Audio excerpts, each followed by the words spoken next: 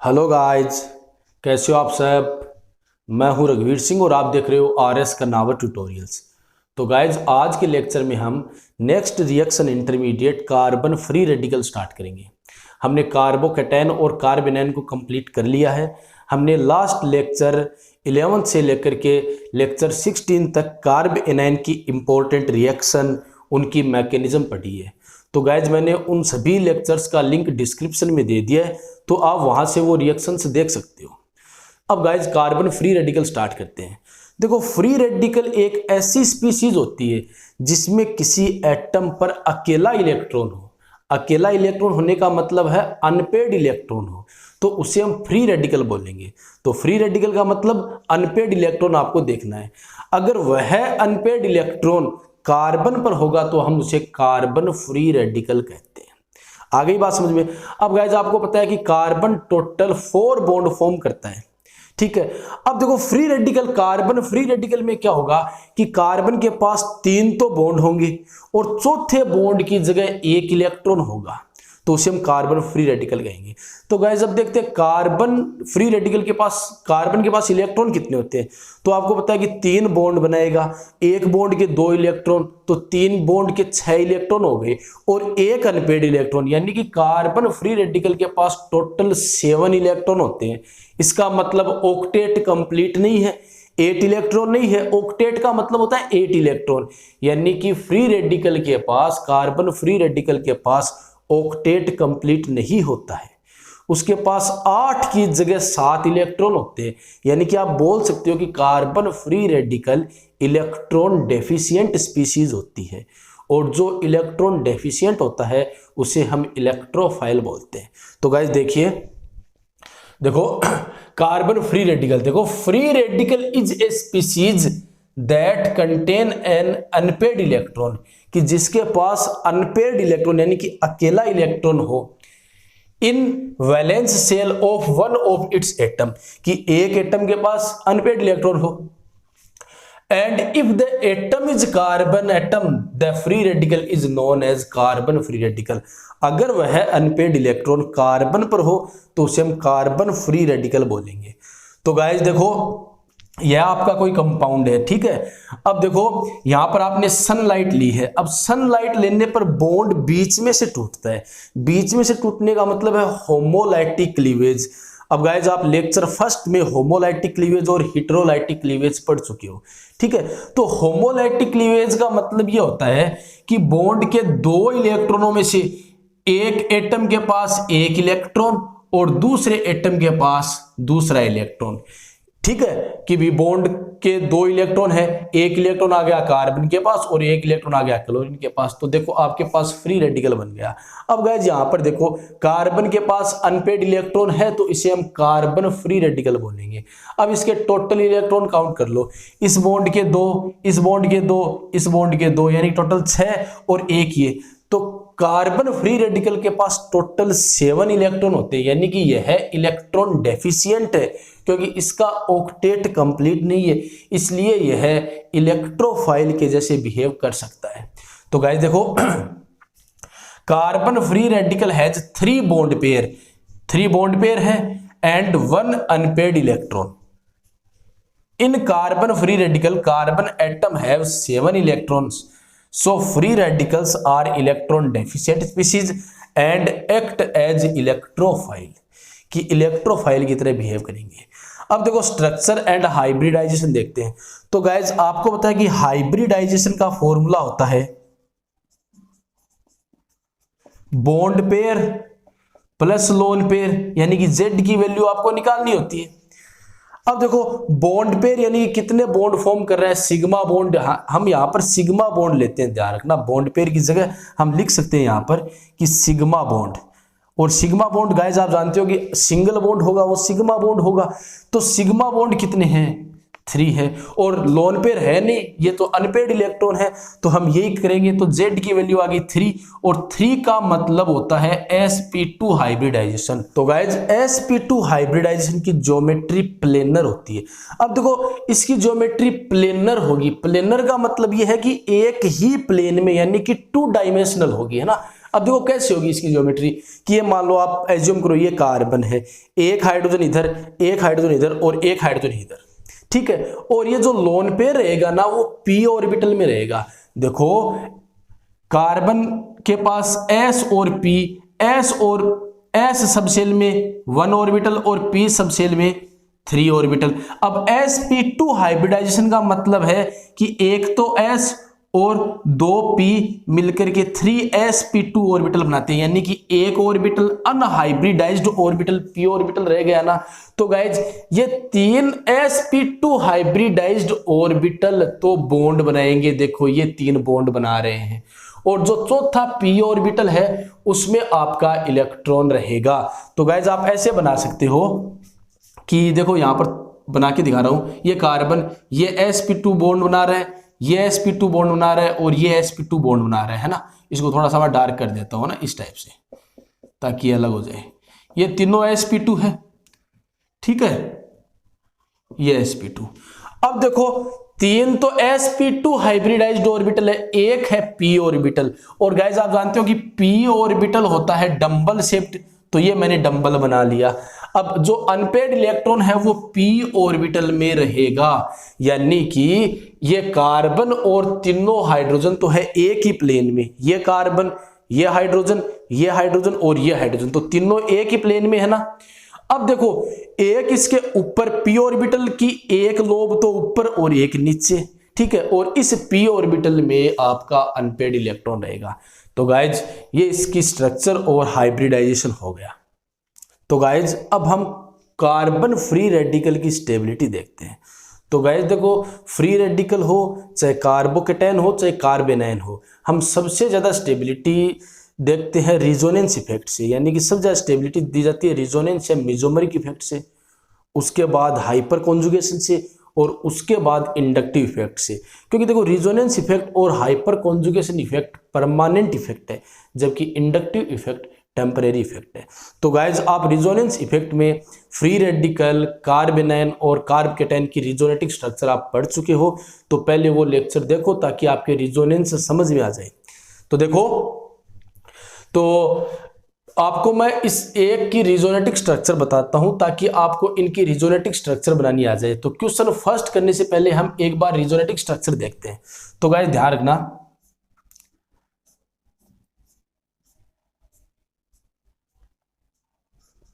देखो इस कार्बन पर इलेक्ट्रॉन है, इसको यहां पर बनाते हैं, ठीक है।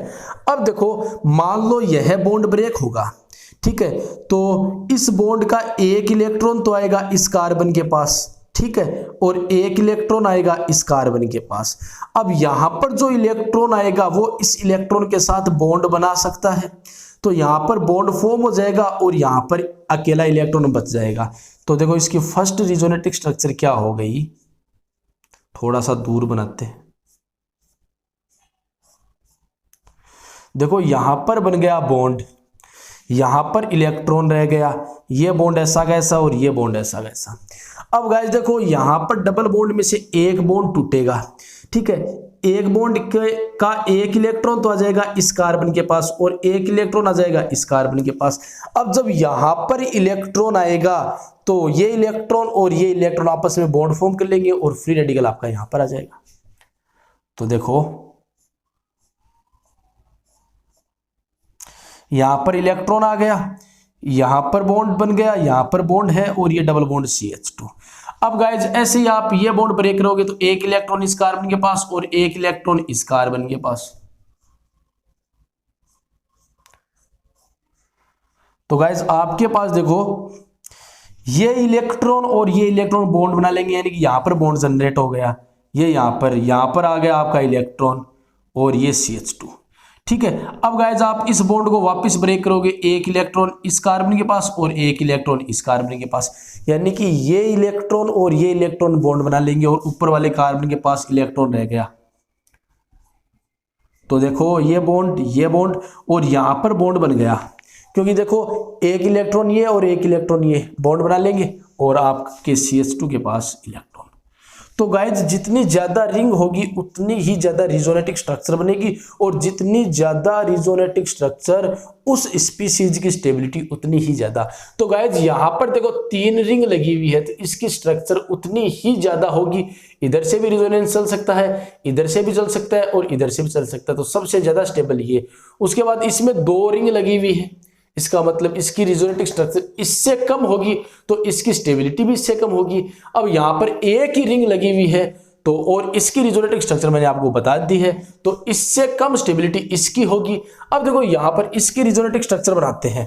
आपका यह एलिलिक फ्री रेडिकल है, इसे हम एलिलिक फ्री रेडिकल भी बोलते हैं।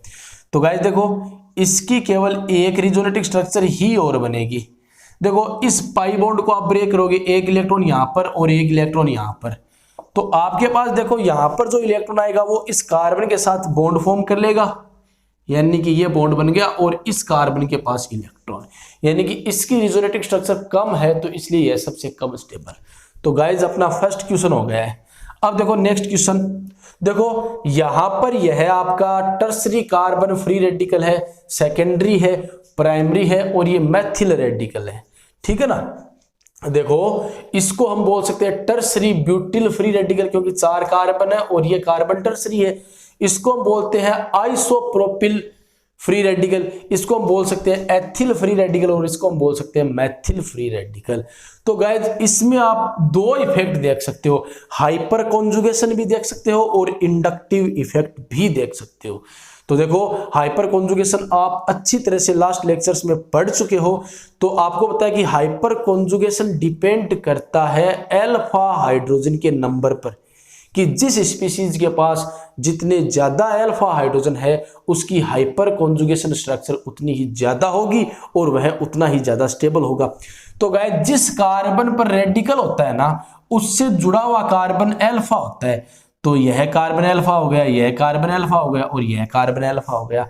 इससे 3 हाइड्रोजन और अल्फा कार्बन से जुड़े हुए हाइड्रोजन अल्फा, तो देख लो 3 3 6 और 3 9, तो यहां पर 9 अल्फा हाइड्रोजन है, तो सबसे ज्यादा स्टेबल ये।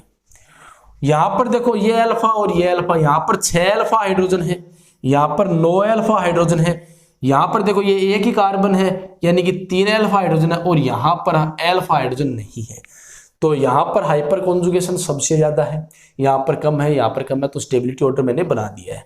अब गाइज अगर आप यहां पर इंडक्टिव इफेक्ट देखते हो तब भी आप स्टेबिलिटी बता सकते हो। कैसे? देखो आपको पता है कि फ्री रेडिकल एक इलेक्ट्रॉन डेफिशिएंट स्पीशीज है, इसको इलेक्ट्रॉन चाहिए, तो इलेक्ट्रॉन यहां पर आपको पता है कि alkyl group plus I effect show करते हैं। तो इस कार्बन के पास इलेक्ट्रॉनों की कमी है, तो इसकी कमी की पूर्ति करने के लिए 3 तरफ से इलेक्ट्रॉन आ रहे हैं, क्योंकि alkyl group plus I show करते हैं ना, तो इस कार्बन की इलेक्ट्रॉनों की पूर्ति हो जाएगी। अगर इलेक्ट्रॉनों की पूर्ति हो जाएगी तो यह सबसे ज्यादा स्टेबल। इस कार्बन के पास इलेक्ट्रॉनों की कमी है क्योंकि फ्री रेडिकल इलेक्ट्रॉन डेफिशिएंट होता है, मैं बता चुका हूं आपको। तो इस कार्बन के पास 2 तरफ से इलेक्ट्रॉन आ रहे हैं, तो इससे यह कम स्टेबल, इसके पास एक तरफ से आ रहे हैं और इसके पास नहीं आ रहे। तो आप इंडक्टिव इफेक्ट से भी स्टेबिलिटी बता सकते हो और हाइपर कॉन्जुगेशन से भी स्टेबिलिटी बता सकते हो। तो गाइज अब देखो इन दोनों ये तो आप कर ही लोगे, क्योंकि यहां पर ही बता दिया मैंने कि इसकी जो रिजोनेटिक स्ट्रक्चर होती है वो ज्यादा होती है, इसकी कम होती है, इसलिए यह ज्यादा स्टेबल है। गाइज अब ये क्वेश्चन करते हैं। तो देखो यहां पर ये टर्सरी फ्री रेडिकल है।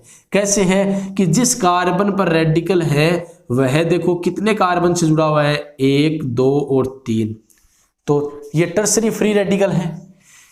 यहां पर देखो, यहां पर बनाना भूल गया मैं, यहां पर फ्री रेडिकल है, तो जिस कार्बन पर रेडिकल है वह कितने कार्बन से जुड़ा हुआ है, 2 से, तो यह सेकेंडरी फ्री रेडिकल है।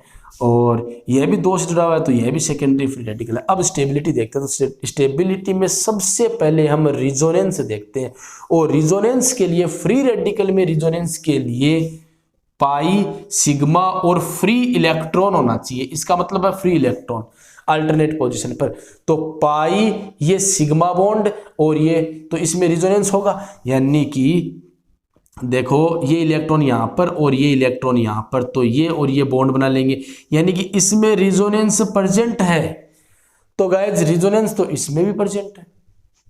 तो रिजोनेंस के अकॉर्डिंग तो ये दोनों सेम स्टेबल हुए।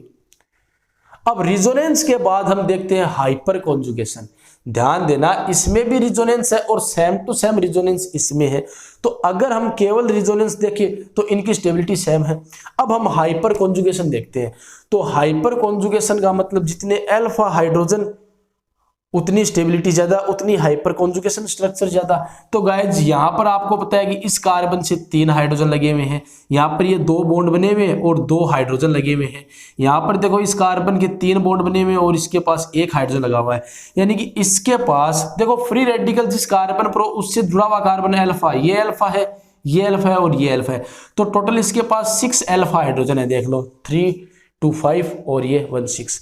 इस कार्बन के पास देखते हैं कितने अल्फा हाइड्रोजन है इस फ्री रेडिकल के पास। तो ये है कार्बन, इससे 2 हाइड्रोजन लगे हुए हैं और इससे 1 हाइड्रोजन लगा हुआ है। ठीक है, तो इसके पास टोटल हो गए 3 अल्फा हाइड्रोजन। आ गई बात समझ में? आ गई। अब देखो इसके पास कितने अल्फा हाइड्रोजन है, देखो यह तो हमें लेना ही नहीं है क्योंकि इसमें तो रिजोनेंस ही नहीं है। तो यह तो सबसे कम स्टेबल होगा, हमें यह पहले ही पता चल गया कि सबसे कम स्टेबल कौन होगा, ये होगा, क्योंकि इसमें पाई बॉन्ड नहीं है, इसका मतलब रिजोनेंस नहीं है, और रिजोनेंस नहीं है तो इसकी स्टेबिलिटी सबसे कम होगी। हम तो इन दोनों की कंपैरिजन कर रहे हैं क्योंकि इनमें रिजोनेंस सेम है। तो हाइपर कॉन्जुगेशन देखते हैं, तो हाइपर कॉन्जुगेशन में इसके पास 6 अल्फा हाइड्रोजन है और इसके पास 3 अल्फा हाइड्रोजन है, यानी कि जिसके पास अल्फा हाइड्रोजन ज्यादा उसकी हाइपर कॉन्जुगेशन स्ट्रक्चर ज्यादा और वह स्टेबल ज्यादा। सब ज्यादा स्टेबल ये क्योंकि इसमें 6 अल्फा हाइड्रोजन है, उसके बाद ये क्योंकि इसमें 3 अल्फा हाइड्रोजन है और उसके बाद सबसे कम ये, क्यों? क्योंकि इसमें रिजोनेंस एब्सेंट है। तो गाइज अपने पास नेक्स्ट क्वेश्चन है कि हमें इनकी स्टेबिलिटी का ऑर्डर बताना है। तो देखो इसमें तो ये आपका फ्री रेडिकल अकेला ही है, इसमें NO2 ग्रुप लगा हुआ है। तो आप रिजोनेंस इफेक्ट में देख चुके हो कि जो नाइट्रो ग्रुप है वो -R शो करता है, -R या फिर -M। यहां पर एल्किल ग्रुप लगा हुआ है, तो एल्किल ग्रुप आपका इंडक्टिव इफेक्ट +I शो करता है। +I का मतलब इलेक्ट्रॉन देना। और गाइज यहां पर आपका OH लगा हुआ है जो +R शो करता है। तो देखो स्टेबिलिटी में मेन रोल जो होगा वो रिजोनेंस इफेक्ट का होगा। और आपको पता है कि फ्री रेडिकल इलेक्ट्रॉन डेफिशिएंट होता है। अब इलेक्ट्रॉन डेफिशिएंट को अगर कोई इलेक्ट्रॉन देने वाला मिल जाए ना तो उसकी स्टेबिलिटी बढ़ेगी। अब देखो यह -R का मतलब इलेक्ट्रॉन खींचना और +I का मतलब इलेक्ट्रॉन देना और +R का मतलब भी इलेक्ट्रॉन देना। तो जो ज्यादा इलेक्ट्रॉन देगा ना वो ज्यादा स्टेबल, मतलब जो कार्बन फ्री रेडिकल की स्टेबिलिटी को बढ़ाएगा। तो गाइज आप जानते हो कि इसमें भी आपका रिजोनेंस इफेक्ट जीतेगा क्योंकि यह डायरेक्ट इलेक्ट्रॉन रिंग को देता है, देखो इस टाइप से, ठीक है, डीलोकलाइजेशन के द्वारा, और यह देता है इनडायरेक्ट इलेक्ट्रॉन। तो यहां पर OH है जो कि +R इफेक्ट शो करता है, डायरेक्ट इलेक्ट्रॉन देता है, और फ्री रेडिकल इलेक्ट्रॉन डेफिशिएंट होता है तो उसको कोई इलेक्ट्रॉन देने वाला मिल जाए ना तो उसकी स्टेबिलिटी बढ़ती है। तो इनमें सबसे ज्यादा स्टेबल होगा D। उसके बाद देखो कौन होगा इलेक्ट्रॉन देने वाला, ये तो इलेक्ट्रॉन लेने वाला है, ये तो स्टेबिलिटी को कम करता है ना कि बढ़ाता है। उसके बाद ये आपका C। अब गाइज देखो इन दोनों में देखते हैं, तो NO2 ग्रुप इलेक्ट्रॉन अपनी ओर अट्रैक्ट करता है, और आप जानते हो कि फ्री रेडिकल तो पहले से ही इलेक्ट्रॉन डेफिशिएंट है, उससे कोई इलेक्ट्रॉन खींचेगा तो उसकी स्टेबिलिटी कम होगी। तो उसके बाद नंबर आता है इसका कि इस पर ना ही तो कोई इलेक्ट्रॉन देने वाला लगा हुआ है और ना ही कोई इलेक्ट्रॉन लेने वाला। तो उसके बाद आपका आएगा A और सबसे कम स्टेबल होगा आपका B। आ गई बात समझ में? अब देखो एक ये एग्जांपल है, इसको मान लेते हैं A, इसको मान लेते हैं B और इसको मान लेते हैं C। तो गाइज इसमें और इसमें आपके पास रिजोनेंस है, यानी कि सबसे कम स्टेबल तो पता चल गया कि ये सबसे कम स्टेबल होगा क्योंकि इसमें रिजोनेंस नहीं है। अब इनमें देख लेते हैं, तो रिजोनेंस दोनों में है, सेम रिजोनेंस होगा, ठीक है। इसकी भी 2 स्ट्रक्चर बनेगी और इसकी भी 2 स्ट्रक्चर बनेगी। अब हम देखते हैं हाइपर कॉन्जुगेशन। हाइपर कॉन्जुगेशन का मतलब अल्फा हाइड्रोजन जिस कार्बन पर फ्री रेडिकल हो उससे जुड़ा हुआ कार्बन अल्फा कार्बन, जिस कार्बन पर फ्री रेडिकल हो उससे जुड़ा हुआ कार्बन अल्फा कार्बन। तो गाइज अभी हमने देखा है 3 और ये 2 5 और ये 6, इसके पास 6 अल्फा हाइड्रोजन है, इसके पास 1 अल्फा हाइड्रोजन है, यानी कि सबसे ज्यादा स्टेबल ये होगा। उसके बाद होगा ए, उसके बाद होगा सी, क्योंकि सी में रिजोनेंस नहीं है तो यह सबसे कम स्टेबल होगा। तो गाइज अब हम फ्री रेडिकल की कुछ एक रिएक्शंस पढ़ते हैं। तो देखो फर्स्ट रिएक्शन आती है कपलिंग। देखो कपलिंग का मतलब है फ्री रेडिकल्स का आपस में जुड़ना। तो एकदम सिंपल है, दो फ्री रेडिकल ले लो, जैसे मान लो ये आपका मैथिल रेडिकल और ये आपका मैथिल रेडिकल, तो दोनों आपस में जुड़ जाएंगे, ठीक है, तो ये कपलिंग हो गई। अब देखो दूसरी आती है डिस्प्रपोर्शनेशन।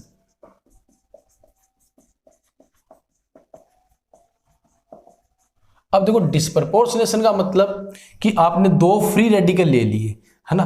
देखो एक तो आपने ये फ्री रेडिकल ले लिया, ठीक है, हमें अल्फा हाइड्रोजन निकालना है, और एक हमने ये फ्री रेडिकल ले लिया, दोनों सेम ले लो कोई दिक्कत नहीं है, ठीक है, ये हमने ले लिया। अब देखो इसके हाइड्रोजन को मैं, एक हाइड्रोजन को यानी कि जिस कार्बन पर रेडिकल हो उससे लगा हुआ कार्बन अल्फा कार्बन और उससे लगा हुआ हाइड्रोजन अल्फा हाइड्रोजन। तो गाइज मैं यहां पर इस बॉन्ड को ब्रेक करूंगा, तो एक इलेक्ट्रॉन तो इस कार्बन के पास और एक इलेक्ट्रॉन हाइड्रोजन के पास। अगर कार्बन के पास इलेक्ट्रॉन आएगा तो ये वाला इलेक्ट्रॉन और ये वाला इलेक्ट्रॉन आपस में बॉन्ड बना लेंगे, तो ये लो CH2 double bond CH2 plus ये जो हाइड्रोजन पर रेडिकल आएगा ना, यानी कि हाइड्रोजन पर एक इलेक्ट्रॉन है तो हाइड्रोजन इसके साथ ऐड हो सकता है ना, क्योंकि यहां से आपके पास H और ये रेडिकल मिलेगा, तो ये दोनों आपस में ऐड हो सकते हैं। तो आपके पास एक तो बन गई एल्कीन और एक बन गया एल्केन। तो डिस्प्रपोर्शनेशन से एल्कीन और एल्केन बनते हैं। अब देखो नेक्स्ट आप लिख सकते हो रिएक्शन विद हाइड्रोजन। अब हाइड्रोजन से मान लो आपके पास ये फ्री रेडिकल है और आपने ये हाइड्रोजन ले रखा है और साथ में सनलाइट, तो गाइज क्या होगा, देखो यहां पर भी फ्री रेडिकल जनरेट होगा, लेकिन कार्बन फ्री रेडिकल ना, इसका इलाज हो जाएगा कैसे, बॉन्ड ब्रेक होगा, एक इलेक्ट्रॉन इसके पास एक इलेक्ट्रॉन इसके पास, तो यहां पर आपके पास H पर रेडिकल और यहां पर H पर रेडिकल, तो एक H है वो इसके साथ जुड़ जाएगा, यानी कि CH4 प्लस और ये H पर रेडिकल, ठीक है। अब देखो नेक्स्ट है reaction with unsaturated compound. Unsaturated का मतलब डबल बॉन्ड या फिर ट्रिपल बॉन्ड वाले। तो गाइज देखो ये आपके पास रेडिकल है और ये मान लो कोई एल्कीन है, तो बॉन्ड ब्रेक होगा, एक बॉन्ड का एक इलेक्ट्रॉन इसके पास एक इलेक्ट्रॉन इसके पास, तो इसके पास जो इलेक्ट्रॉन आएगा वो इसके साथ ऐड हो जाएगा, यानी कि आपके पास बन गया CH3 CH2 और ये CH2 इस पर रेडिकल, यानी कि अनसैचुरेटेड कंपाउंड से जब फ्री रेडिकल रिएक्शन करता है तो बड़ा रेडिकल बनता है, ठीक है ना। अब नेक्स्ट है पॉलीमराइजेशन।